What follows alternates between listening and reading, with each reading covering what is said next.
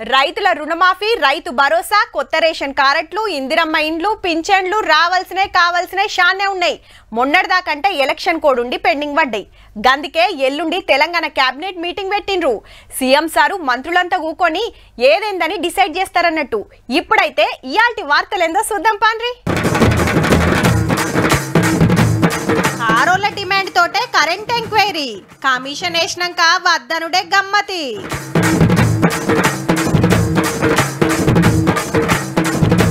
పాత అప్పులు కట్టేటానికి కొత్త అప్పులు, 7 లక్షల కోట్ల బాకీలతోటి తిప్పలు.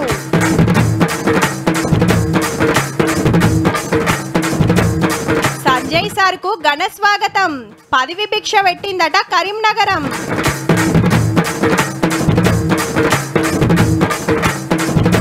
చిన్న సీఎం కుర్చీలా పవన్ సారు ఇక చూపిస్తాడట అసలు పవర్. రాజకీయంలో ఎట్లుంటదంటే ఏ పూటకు ఆ పూట ఒడ్డెక్కితే చాలు అప్పటి మందం గెలుస్తానికి దునియా మాట్లాడతారులా. ఉన్నది లేనట్టు, లేనిది ఉన్నట్టు, అయింది కానట్టు, కాంది అయినట్టు, జరిగింది జరగనట్టు, జరగంది జరిగినట్టు దంచుతారు. రారి చూసుకుందాం అని సవాళ్ళు ఇసురుతారు, మీసాలు తిప్పుతారు కూడా. చల్ కానీ అని అవతలోళ్ళు అదే పట్టు మీద దిగిండ్రనుకో, హబ్బెరకొండో ఇరుక్కబోతిమ్రా అనుకొని దుల్పరిచ్చే కథ ముంగటేసుకుంటారు. దయచేసి మీరు విచారణ నుంచి తప్పుకుంటే మంచిది. అప్పటి వరకు విద్యుత్ శాఖ మంత్రిగా పనిచేసిన లేచి మాకు జ్యుడిషియల్ ఎంక్వైరీ అయ్యిందని కూడా అడిగాడు. పాత కరెంటు మంత్రి అంటే ఎవలో కాదుల్లో జగదీష్ రెడ్డి సారే. సర్కార్ మారినాక కరెంటు లెక్కల మీద అసెంబ్లీలో జోరుగా చర్చ నడిచింది. రూల్స్ తప్పి కరెంటు కొన్నారు, మాత్రం పవర్ ప్లాంట్లు కడుతున్నారు. 81,000 కోట్ల నష్టం జరిగిందని కరెంటు మంత్రి బట్టి సార్ మాట్లాడితే లేలే అంత జూటా అని డిమాండ్ చేసిండు. మరి సిట్టింగ్ చేస్తూ విచారణ చేయిస్తారా, కమిషన్ వేసి విచారణ చేయిస్తారా, వెంటనే విచారణకు ఆదేశించాలని చెప్పి. అయితే దాంట్లో దోషులు ఎవరో దొరికితే వాళ్ళని శిక్ష వేయాలి, లేదా ఆరోపణలు చేసిన వారికి శిక్ష పడాలి. శిక్ష సంగతి ఇంకా చీరి పాత గవర్నమెంట్ వాళ్ళు కోరుకున్నట్టే విచారణ నడుస్తుంటే చెల్ మా మీద ఎంక్వైరీ చేసుడేంది, మేం చేసిందే కరెక్ట్, మేం చెప్పిందే రైట్. జస్టిస్ నరసింహారెడ్డి గారే దిగిపోవాలని ఉత్తరాలు రాసుడు, ఉల్టా మాట్లాడు. 6,000 కోట్ల పైగా లాభం జరిగింది తెలంగాణ రాష్ట్రానికి. అన్ని ఆధారాలతో సహా మేము నిరూపిస్తాం. వేరే ఉన్న సమాచారం వారు అడుగుతారు, మీరు ఇవ్వండి. దీంట్లో తప్పు పట్టాల్సిన అవసరం ఉంది, ఆయన దిగిపోవాలని చెప్పాల్సిన అవసరం ఉంది అంటే ఎందుకు అంత ఆందోళన చెందుతున్నారు, ఎందుకు భయపడతా ఉన్నారు? వారి అభిప్రాయాలు కాంగ్రెస్ పార్టీ నాయకుల అభిప్రాయాలకి, బీజేపీ నాయకుల అభిప్రాయాలకు అనుకూలంగా మాన్యమైన విషయం. ఆ వేసింది కూడా మేము నియమించింది కాదు కదా, it is judicial enquiry. So మేమెవరు ఇంటర్ఫియర్ కావట్లేదు, రోజువారీ కార్యకలాపాలు మాకు సంబంధం కూడా లేదు. పాత కరెంటు మంత్రికి కొత్త కరెంటు మంత్రికి నడుమ గిట్ల కయ్యాన్ని నడుస్తుంది. మరి ఇక కమిషన్ ఏం తెలుస్తుందో గానీ పార్టీ పవర్ పోయినాక పెద్ద పరిచయాన్ని పట్టుకున్నట్టున్నది పో. అప్పట్లా ఓ కార్పొరేటర్ మాత్రమే, లోకల్ పబ్లిక్ తప్ప ఎవ్వరికి పెద్దగా తెలియదు. అసెంబ్లీకి పోటీ చేస్తే ఓడివేయండు, ఎమ్మటే పార్లమెంట్ ఎలక్షన్లు వస్తే అధికార పార్టీని ఓడగొట్టి ఎంపీ అవుడుతోటి సారు పేరు మారి మోగిపోయింది రాష్ట్రమంతా. అటు పార్టీలా ఇటు పబ్లిక్లా పతార పెరిగే వరకు రాష్ట్రంలో పార్టీకి అధ్యక్షుడైండు. ఆ కాంచి ఇంకింత రువ్వడి చూపించిండు. ఏమైందో ఏమో ఆ పదవిలోకెళ్ళి తీసేస్తే అంతకంటే పెద్ద పదవి వచ్చింది ఢిల్లీ పార్టీలా. ఇక మొన్న మళ్ళా ఎమ్మెల్యేగా ఓడినా ఎమ్మటే ఎంపీ అవుడుతోటి సారు కిస్మతే మారిపోయిందబ్బా. హౌ గా సార్ గురించే చెప్పేది.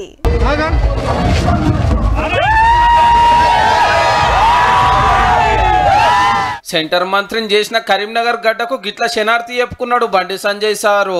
గా పదవెక్కినాక ఢిల్లీకి వెళ్ళి ఇయాలనే వస్తే రథం ఎక్కించి జులుసు తీసిరు కార్యకర్తలు, అభిమానులు. అటో జేసీబీ ఇటో జేసీబీ తోటి గిట్ల దండేసిండ్రు.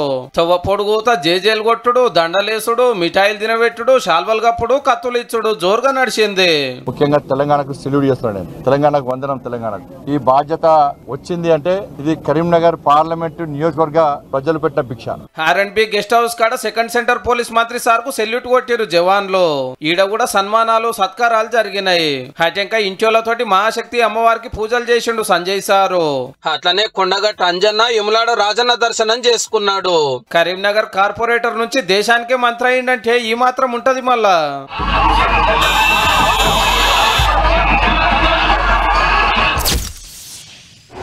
అప్పు ఎప్పటికైనా ముప్పు అంటారు పెద్దలు. అడగంగానే ఇస్తుండ్రు కదా అని అప్పు తెచ్చి మంచి బంగ్లా కట్టుకొని మంచి కార్ల తిరిగితే ఏం ఫైదా? అసలు మిత్తి గట్టలేక అరిగోస అవుతుంది.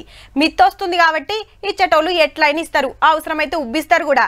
కానీ కట్టేటప్పుడు మనకే సుక్కలు కనబడతాయి. గందుకే ఎంతుంటే గంతలు ఎల్ల తీసుకోవాలి. అంతేగాని ఎచ్చులకు పోయి ఎల్లెల్కల పడొద్దని చెప్తుంటారు. అది ఇల్లు సంసారమైనా రాష్ట్రం ఏలువడైనా. తెలంగాణ సర్కార్ కథ ఎట్లున్నదంటే పాత అప్పులు తీరుస్తానికి కొత్త అప్పులు తేవాలి. రేవంత్ రెడ్డి సార్ సీఎం అయిన కాంచెల్లి మొన్నటిదాకా 6 నెలల్లో తెచ్చిన అప్పు 25,118 కోట్లు, కట్టిందేమో 38,040 కోట్లు. అంటే కిందనో మీదనో వాడి 13,000 కోట్లు ఎక్కువనే కట్టినట్టు. అసలు మిత్తిలకే దినా 100 కోట్ల దాకా పోతున్నాయంటే చూడుండ్రిగా. గిట్లయినాక సంసారం నడిచేది ఎట్లా, కొత్త పథకాలకు పైసలు ఎట్లా? కుండలు ఉంటేనే కదా గంటలకు వచ్చేది. అయినా కూడా ఏ దాపద్దని ఇవ్వవలసిన ఇస్తున్నారు ఎట్లనో అట్లా చదిరి. చేసిన అప్పుల కంటే కట్టిన అప్పు ప్రిన్సిపల్ అమౌంట్ చాలా ఎక్కువగా 36,000 కోట్లు కట్టాం. ధనిక రాష్ట్రంగా పుట్టిన తెలంగాణను కేసీఆర్ గారు చేతిలో పెడితే బంగారు తెలంగాణ చేస్తాను ఏం తక్కువ 7 లక్షల కోట్ల అప్పులల్లో ముంచెండు. కొన్ని డైరెక్ట్ గా తీసుకుంటే కొన్ని కార్పొరేషన్ల పేరు మీద తెచ్చిన బాకీలకు మిత్తిలకు కట్టేదానికి కొత్త బాకీలు, ఈ బాకీలకు మళ్ళా బాకీలు. మొత్తం ఇదే కథ. ఇవి జాలయాన్ని సిటీ శివాలరా ఎకరాలకు ఎకరాలు భూములు తూర్పాలో పట్టారే. మళ్ళా డబల్ బెడ్రూమ్ ఇండ్లు కట్టింది లేదు, అందరికి దళిత బంధు ఇచ్చింది లేదు, నిరుద్యోగ భృతి ఇయ్యనే లేదు, బీసీల లోన్లు నడిమిట్లనే ఆపే. 1,00,000 కోట్లు తెచ్చి కాళేశ్వరం కడితే మేడిగడ్డ కాడ పిల్లలు ఉంగే, అన్నారం కాడ బొంగలు పడే, సుందిల్ల సక్కదనం బయట పడబట్టే. ఎవ్వల మాటినకుంట ఆత్రం మాత్రం ఛత్తీస్గఢ్కి వెళ్ళి కరెంటు కొనుకొచ్చి ఆగమాగం పవర్ ప్లాంట్లు కట్టబోతే 81,000 కోట్ల అప్పు మీద వాడే. గొల్ల కుర్మలను శ్రీమంతులను చేస్తామని స్కీమ్ల స్కామ్ జరిగితే 4,000 కోట్ల నష్టం అనబట్టారే. గుట్టలకు, రాళ్లకు, రప్పలకు, వెంచర్లకు, కోలపారాలకు, ఇటుక బట్టీలకు కూడా రైతు బంధు పేరు మీద 1,000 కోట్లు కుమ్మరిచ్చారు గొప్పలు చెప్పుకుంటా. ఓ ఇట్లా చెప్పుకుంటే పోతే బొచ్చాడు ఉన్నాయి. ఒక్కొక్కటి సగబెట్టుకుంటా ఈ సర్కారేమో సంసారం మీదుతుంటే 10 లేనోళ్ళు 6 నెలలకి 6 చందమామలేమాయ 7 సూర్యులేమాయని చెంగడం బింగడం ఎగురుతురు అన్నట్టు.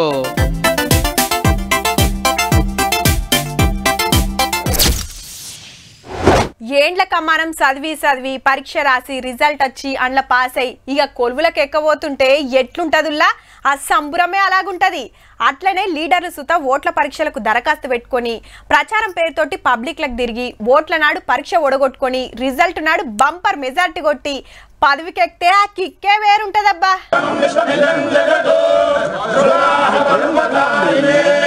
విజయవాడ క్యాంప్ ఆఫీసులో వెంకన్న స్వామికి పూజలు చేసి చిన్న సీఎం కుర్చీలో కూకున్నాడు పవన్ సారు. ముంగడ ఫైల్ పెట్టి పెన్నిస్తే పక్కకున్న సూట్ కేసు కింద పెట్టించి అందులోకెళ్ళేదో తీసి జేబులో పెట్టుకుండు. మొన్న వదినమ్మ ఇచ్చిన పెన్నో ఏమో మరి. గడారంలో టైం చూసుకొని ముహూర్తానికి సంతకం పెట్టిండు ఫైల్ మీద. పంచాయతీరాజు, గ్రామీణాభివృద్ధి, అడవులు, పర్యావరణం, టెక్నాలజీ శాఖలకు సారే మంత్రి కాబట్టి రప్ప సంతకాలు పెట్టుండి నడిచింది. అటెనక అయ్యవార్ల దీవెనార్థులు ఏదో తాడిస్తే చెయ్యికి దొడుక్కుండు. ఇక లీడర్లు, ఆఫీసర్లు, పోలీసులు, సినిమాలు, అభిమానులు సీతం మంది వచ్చి శుభాకాంక్షలు చెప్పిండ్రు చిన్న సీఎం సార్ కు. బొట్లు, బొమ్మలు, వొయ్యిలు, పౌంటిన్లు, పువ్వులు, మొలకలు, శాల్వలు ఇట్లా తలోటి తెచ్చిండ్రు. మీరు మంచిగా నజరేసిండ్రో లేదో ఓ వై పట్టుకొని ఆఫీసులకు వచ్చిండు, అది పట్టుకొని తిరిగిండు, కూకునేటప్పుడు టేబుల్ మీద పెట్టుకుండు. గుంటూరు శేషేంద్ర శర్మ రాసిన ఆధునిక మహాభారతం పుస్తకం అంటే సార్ కు మస్తు పాయిరం. అందుకే పదవికి ఎక్కి నడుచుతో పక్కకే పెట్టుకుండు అన్నట్టు. అటెనక పొద్దాక ఆఫీసర్లతో మీటింగులు నడిచినాయి. జనసేన పార్టీ పెట్టిన 10 ఏళ్లకు ఎమ్మెల్యే కాగానే సీదా డిప్యూటీ సీఎం అయ్యే పనితనం ఎట్లుంటుందో చూడాలి మరి.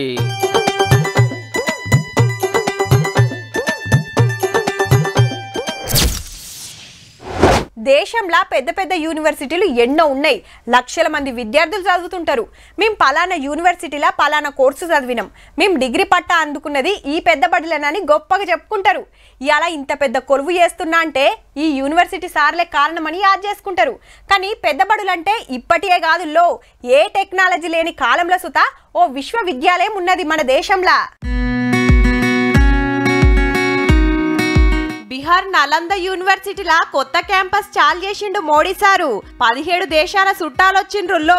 800 ఏండ్ల చరిత్రున్న యూనివర్సిటీ మళ్ళా వెనకట కట్టింది ఎట్లున్నది, ఏం చదువులు చెప్పేది, ఎట్లా కాపాడుతున్నారు అని ప్రధానమంత్రి సారు అడుగుడు అక్కడ ఉన్నోళ్ళు చెప్పుడు నడిచింది. ఏరే దేశాలకెళ్ళి వచ్చి సుత చదువుకునేటోళ్ళు వెనకట. దునియాలా ఎంతో పేరువైన నలంద యూనివర్సిటీ మీద అటెనక దాడులు జరిగితే పడవడి గిట్ల మిగిలింది. అయితే 8 ఏళ్ల కిందట ఐక్యరాజ్య సమితి ప్రపంచ వారసత్వ సంపద కింద గుర్తించుడుతోటి కొత్త యూనివర్సిటీ పనులు చాలైనాయి. 1900 మంది చదువుకునేటట్టు క్లాస్ రూమ్లు, 300 మంది ఊకునేటట్టు 2 ఆడిటోరియాలు, పెద్ద హాస్టల్, ఆటల బంగ్లా ఇట్లా సకల సౌలతులు వేసిండ్రు. ఇలా కొత్త క్యాంపస్ లా బోధి మొలక నాటి పర్దగుంజిండు. नालंदा एक पहचान है, एक सम्मान है, नालंदा एक मंत्र है, गौरव है, गाथा है. నలంద యూనివర్సిటీకి గంత చరిత్ర ఉన్నది కాబట్టి బయటి దేశాల పెద్దలు కూడా గింత మంది వచ్చిరన్నట్టు.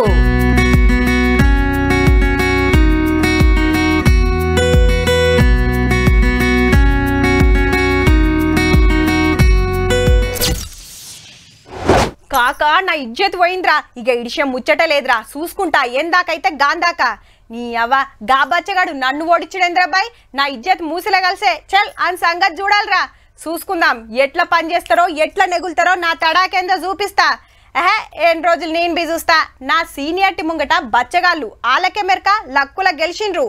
ముందు మనల్ని ఓడగొట్టిన పబ్లిక్ సోయలేదురా, ఉత్త వేస్ట్ గాళ్ళు కొడుకుల సంగతి చూడాలి అని బీపీ పెంచుకుంటారు ఓడిపోయిన లీడర్లు. గీసొంటోళ్ళను బొచ్చడు మందిని చూసినాం, కానీ లీడర్ అంటే గీసారేనబ్బా. ఎమ్మెల్యేగా అసెంబ్లీలో ప్రమాణం చేసి నవీన్ పట్నాయక్ సార్ వస్తుంటే లేచి నమస్తే పెట్టిండు గీ ఎమ్మెల్యే. నా పేరు లక్ష్మణ్ సార్ అని అనగానే ఓహో నువ్వే నాన్న నొడగొట్టిందని నవ్వి శుభాకాంక్షలు చెప్పంగానే సీఎం గారు మంత్రులంతా నవ్విండ్రు. అందరికి శనార్థి చెప్పుకుంటా ముచ్చట పెట్టిండు ముద్దుగా. 2 నియోజకవర్గాలలో పోటీ చేస్తే గీ లీడర్ చేతిలోడి ఇంకో కాడ గెలిచి అసెంబ్లీకి వచ్చిండు అన్నట్టు. నా మీద గెలిచినోడని మనసులో పెట్టుకోకుండా తారీఫ్ చేసే వరకు సర్కారు వాళ్ళది ఒక సంబురం కాదు. పద సీఎం సార్ ఇంత మంచిగా మాట్లాడుతుంటే మళ్ళా అందరు లీడర్ల లెక్క కాదు, నవీన్ సార్ తరికే అలాగుంటది.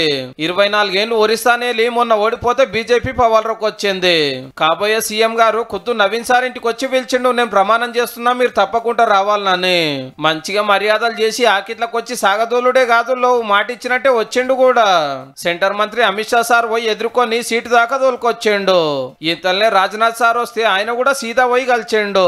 ముఖ్యమంత్రి ప్రమాణ కార్యం ఒడిచినాక ప్రధానమంత్రి మోడీ సార్ కూడా ముచ్చట పెట్టిండు. నా పార్టీ నోడగొట్టిరు, నన్ను సీఎం సీట్లకి లేపిరు అనుకోకుండా కొత్త గవర్నమెంట్ తోటి మంచిగా మెదులుతున్నాడు.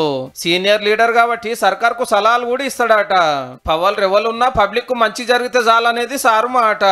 నవీన్ పట్నాయక్ సార్ గింత పద్ధతి మీదకెళ్ళి నడుస్తుండే వరకు పార్టీలు జెండాలు పక్కకు పెట్టి పెద్ద మనిషికి అందరు మస్తు మర్యాద ఇస్తున్నారు అన్నట్టు. కొందరు ఉంటారా నాయన, ఇప్పుడు గాల గురించి ఎందుకు తీయండ్రి.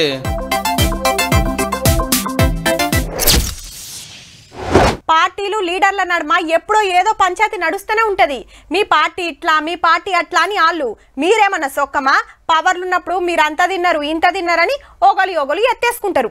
ఇక ఎవరన్నా ఏదన్నా బుడ్డ తప్పు చేసి దొరికినా అస్సలు ఊకోరు అవతల పార్టీలు. షవ్వా లీడర్ అంటే గిట్లుంటారా, గిదేనా తరికా అని పొట్టు అరుచుకుంటారు. ఇప్పుడు ఓ లీడర్ గారు సుత గిట్లనే బుక్ అయిండుల్లా. కాళ్ళు గడుగుతుండంటే లగ్గంలోకి వస్తున్న అల్లుడో లేకుంటే ఆశ్రమంలో బాబానో అనుకునేరు. కాదు, మహారాష్ట్ర కాంగ్రెస్ పెబ్బ నానా పటోల్ సారు ఓ కార్యానికి పోతే కాళ్లకు బురద అంటిందట. పార్టీ పెబ్బాయే బురద కాళ్లతోనుంటే లీడర్లు కార్యకర్తలు ఓర్చుకుంటారా? నీళ్లు తెచ్చి గీతీర్ల కాళ్ళు కడిగి అధ్యక్షుల వారి కంట్ల పడదామనుకున్నారు. ఉబ్బాగనోళ్ళు ఆయంత వీడియోలు గుంజే వరకు మనోళ్ళ పర్ఫార్మెన్స్ లోకమంతా ఎరకైంది. ఇంత మంచి ఛాన్స్ దొరికితే ఇక పడని పాటోళ్ళు ఊకుంటారా? రాజులు దొరల మీదకెళ్ళి దిగుతలేరు. అంత జూట, కార్యకర్త నీళ్లు పోస్తుంటే నేనే గడుక్కున్నా అని కాంగ్రెస్ అధ్యక్షుల వారు కవర్ చేస్తున్నాడు. నేను రైతు కుటుంబంలోకి వెళ్ళొచ్చిన, బురదల దిగుడు నాకు కొత్త కాదు. దేశమంతా పబ్లిసిటీ తెచ్చినందుకైతే మీకు పెద్ద థ్యాంక్స్ అన్నాడు. ఇట్లా పబ్లిసిటీ వస్తుందని ఇంకేం కథలు పడకు సారో.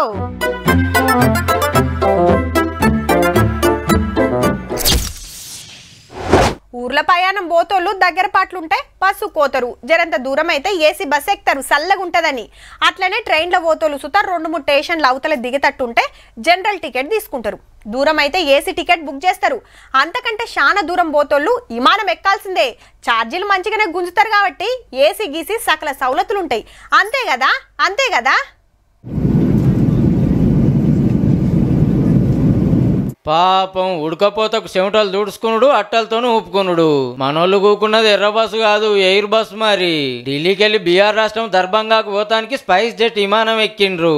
లోపలికి పోయి కూకోగానే ఏదో తక్లీఫ్ వచ్చి ఏసీ పని చేయలేదట. బస్సో కారో అయితే అద్దాలు దించుతారు గాలి కోసం, కానీ ఇది గాలి మోటరాయే, కిటికీలు తెరుచుడు ఉండదు. మళ్ళా ఢిల్లీలో చిన్న ఎండలు ఉన్నాయా, 45 డిగ్రీలు ఎండ కొడుతుంటే వడదెబ్బకి 7 జీవిడిచిండ్రు, 22 మంది దవాఖానలో పడ్డారు. గంత ఎండున్న జాగల గాలి కూడా రాకుంటే ఎట్లుంటది? 10 నిమిషాలు పావు గంటో కాదు, గంట సేపు ఇట్లనే తల్లాడిండ్రట. काफी परेशानी हुई और इन्होंने एसी तब ऑन किया जब फ्लाइट टेक ऑफ हुआ, तो हम लोगों ने 1 घंटा करीब बिना एसी के విమానంలో వచ్చిన తక్లీఫ్ రిపేర్ చేసినాక ఏసీ ఆన్ చేసుకుని గప్పుడు గాలికి ఎగిరింది. మా తిప్పలు చూడురని లోపటున్న వీడియో తీసి సోషల్ మీడియాలో పెడితే జరిగిన తప్పుకు సారీ చెప్పిండ్రు విమానం కంపెనీ వాళ్ళు. కానీ గాలి తిరిగే గాలి మోటార్లనే గాలి కోసం గింత తిప్పలైందన్నట్టు.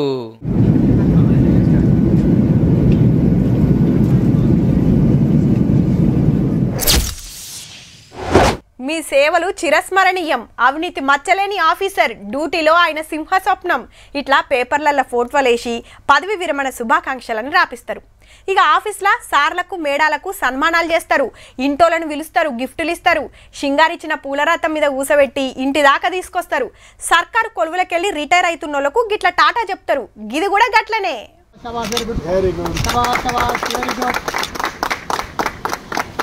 దండలేస్తుడు, శాల్వలు గప్పుడు, సప్పట్లు కొట్టుడు చిత్రం అనిపిస్తుందిలే. హౌ కొలువుకెళ్ళి రిటైర్ అయింది, మామూలు కుక్క కాదు మరి, పోలీస్ డాగ్, పేరు తారా. ఆదిలాబాద్లా 12 ఏళ్లు పోలీసులకు మస్తు ఆసరైందట.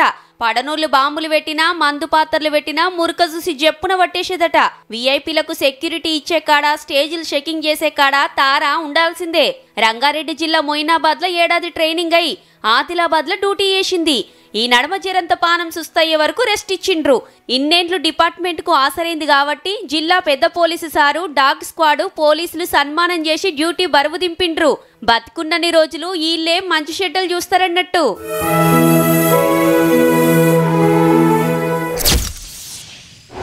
సార్ పలానా ఏరియాలో ఆడవిళ్ళను షిడాయిస్తురని 100 నెంబర్కి ఫోన్ కొడితే ఎమ్మట ఉరికి రావాలి.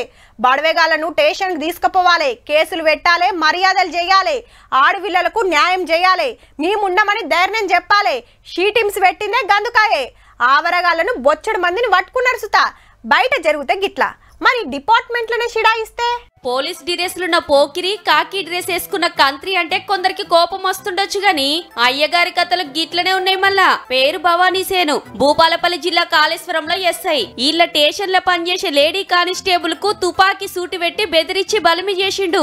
ఆమె ఊకోలే, సీదా ఎస్పీ సార్కే ఫిరాదైంది. ముచ్చట తెలిసి మనోడు పరారైతుంటే దొరకబట్టి అరెస్టు చేసిండ్రు. గింత సక్కడి పనిచేసినందుకు సస్పెండ్ కాదు, డిస్మిసే చేసింది సర్కార్. అంటే జిందగీలో మళ్ళా డ్యూటీకి ఎక్కలేడు. మునుపు సుత గిసొంటి కథలు షాన్నే పడితే ఓపారి ట్రాన్స్ఫర్ అయినా అస్సలు మారలే. గా ఉద్దరకాలు జాలయ్యని ఇప్పుడు లేడీ కానిస్టేబుల్ బెదిరించి బలిమి చేసినందుకు జైలుకు పోతుండు, జాబ్ పోతుంది. బాగైంది తాతకు.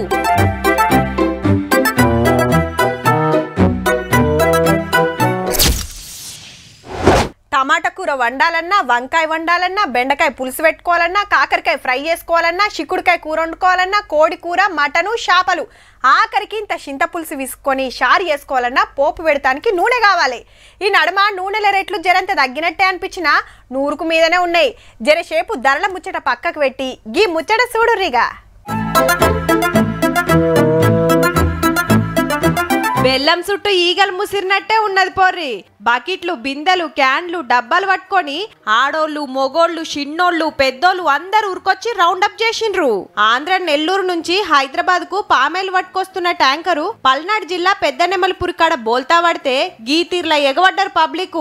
హగో గీ అన్న బకెట్ నిండా పట్టుకొని పోతుంటే గీ అక్క బిందె తీసుకొచ్చి పెడుతుంది. ఒకరు క్యాన్ తీసుకొచ్చి మీదికెళ్ళి పట్టుకోబోతుంటే ఈడున్నోళ్ళ మనుషులం కాదా అని నూకేస్తున్నారు ముంగటున్నోళ్ళు. అటు ట్యాంకర్ ను క్రెయిన్ తో లేపటానికి మీదికెక్కి ఆలు తండ్లాడుతుంటే నూనె కోసం వీళ్ళ తండ్లాటే ఇల్లది. నిమిషాలనే ఖాళీ చేసి పడేసిండ్రు. పో పుక్కట్లొస్తే పినాయిల్ ఇడిచి పెట్టారు మనోళ్ళు, ఇక పామాయిల్ ఇడిచి పెడతారు. అవ్వవు అనుడు కాదు, ఆడ మీరున్న బకెట్ అందుకొని ఉరికేటోళ్ళ తీయుర్రి. చూసిండ్రు కదా, ఇక ఇవ్వుల్లా ఇయాల్టి తీన్మార్ ముచ్చట్లు ఉంటామల్లా. నమస్తే.